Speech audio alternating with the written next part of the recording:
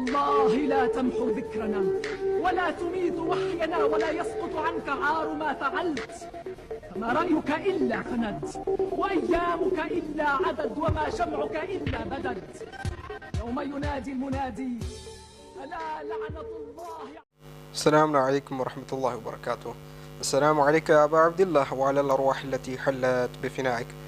مومنین کرام، جیسا کہ آپ دیکھ رہے ہیں اس ویڈیو میں، یہ کویت میں موقع امام حسین علیہ السلام جو کہ 110 کے نام سے مشہور ہے، اور کربلا میں اس کی ایک فرق نجف اور کربلا کے درمیان جو پیدل جاتے ہیں وہاں پر بھی ایک بڑا موقع ہے ان کا، اور وہاں پر زائرین امام حسین علیہ السلام کی خدمت کے لیے یہ لوگ ہر سال موجود ہوتے ہیں. یہ واقعہ یکم المحرم الحرام کا ہے کہ جس وقت سارا سال حکومتیں خاموش رہتی ہیں اور آل سعود اور سعود کے پیروکار جب سال کا یہ دن شروع ہوتا ہے یکم المحرم الحرام، تو اس صورت میں یہ جو ہے ان کو اذیت ہونے لگتی ہے. باقی جوؤں کے اڈے، شراب خانے، مے خانے اور رقص کلب، وہاں پر ان کے افتتاحی تقاریب میں ان کے علماء شامل ہوتے ہیں. وہاں پر ان کو نہ حرمت نظر آتی ہے، نہ کوئی حلال حرام پتہ لگتا ہے. وہاں پر حرام ان کا حلال ہو جاتا ہے اور یہاں پر حلال ان کے لیے حرام ہو جاتا ہے. بس یہی بغض اہل بیت علیہ السلام میں جل رہے ہیں، اور یہی ہر سال جو کہ مومنین کویت موقع اور عزاخانے سجاتے اور وہاں پر مجلس ابا عبداللہ حسین علیہ السلام برپا کرتے ہیں. اس سال حکومت کویت کے وزیر داخلہ نے یہ اعلان کیا کہ سوائے حکومت دولہ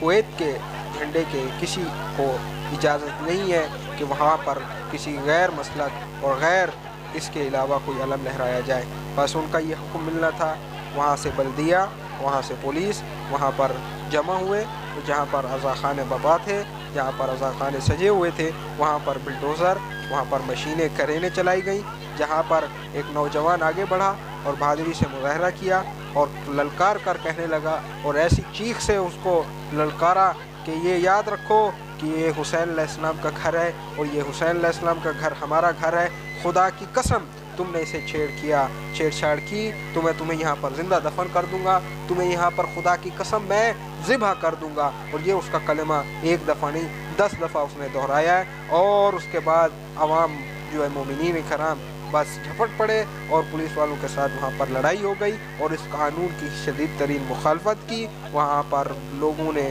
اس کا خلاف مظاہرہ کیا اور شدت سے ان کا مقابلہ کیا اور ان کے سامنے ڈٹے رہے، یہاں تک کہ رات بڑی مشکل سے گزری. اگلے دن وزیر داخلہ کا اعلان واپس لیا گیا اور وہاں پر یہ اعلان جاری کیا گیا کہ جس طرح سابقہ ادوار میں اہل بیت علیہ السلام کے غم منانے والوں کو یہ اجازت تھی کہ وہاں پر وہ عزائے خانہ سجائیں، وہاں پر مجلس ابا عبداللہ حسین السلام بپا کریں، تو اس سال بھی ان کو اسی طرح سے امن کو اور سلامتی کو برقرار رکھنے کے لیے ان کو یہ اجازت دی جاتی ہے کہ وہ اپنے آپ میں جس طرح وہ پچھلے سالوں میں یہ عزاخانے سجا کر مجلس ابا عبداللہ حسین السلام کی یاد میں مجلس بپا کرتے رہے ہیں، ان کو اس سال بھی اجازت ہے کہ وہ اپنے امن و سلامتی کے ساتھ اس چیز کے اوپر کسی کو یہ حق نہیں ہے کہ وہ ان کے عزاخانے میں جا کے مداخلت کرے اور ان کے ان عزاخانوں کو مسمار کرے اور ان کو اس عزاخانے میں مجلس بابا عبداللہ حسین علیہ السلام کرنے میں مانے بنے. ہرگز کسی کو اجازت نہیں ہے. لہذا انہوں نے اس شدت محبت اہل بیت علیہ السلام کو دیکھتے ہوئے، اس جذبے کو دیکھتے ہوئے اور اس خون حسینی کی لہر اور للکار کو دیکھتے ہوئے انہوں نے یہ اپنا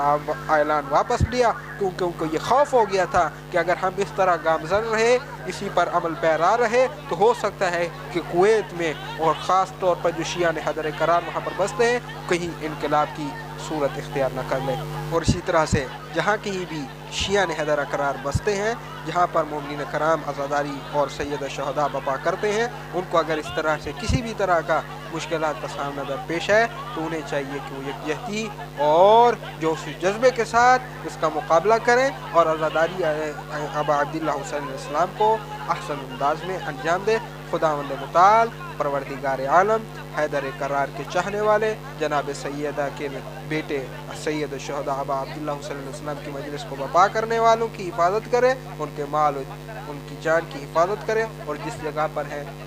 پر ہیں جس کونے میں ہیں وہاں پر سید الشہداء ابا عبداللہ حسین علیہ السلام کا ذکر ہو رہا ہے، خداوند متعال ان سب کی حفاظت کرے اور ان کا حامی و ناصر ہو۔ والسلام علیکم ورحمۃ اللہ وبرکاتہ۔